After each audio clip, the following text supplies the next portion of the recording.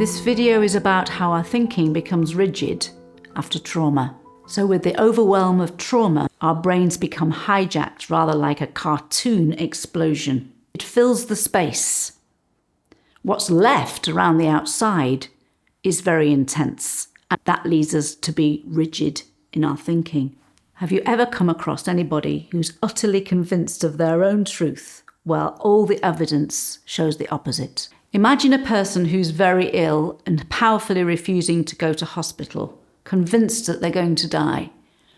And everyone around them can see that if they don't go to hospital, that outcome is more than likely. So why do they behave like this? They're terrified. It's a sign of abject terror to hold on to a certainty like a limpet onto a rock. We often miss the terror and only see the rigidity, but the terror is the drumbeat that goes through. So how can we help somebody who's rigid? One thing that may not work is logic.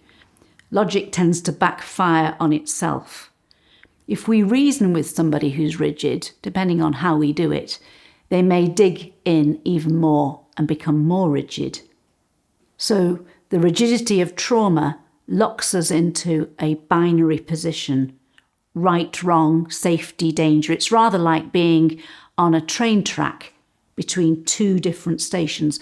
We're not open to nuance or subtlety of thinking. They actually threaten us.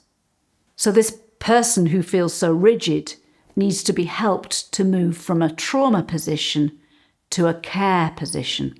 It's often about the right person at the right time. If somebody says to us, "It must be really scary what you're feeling," that's gently speaking to our fear.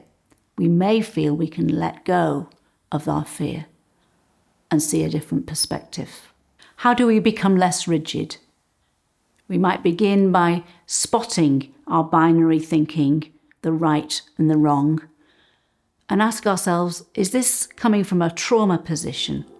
If we do this, a wider perspective might just open up.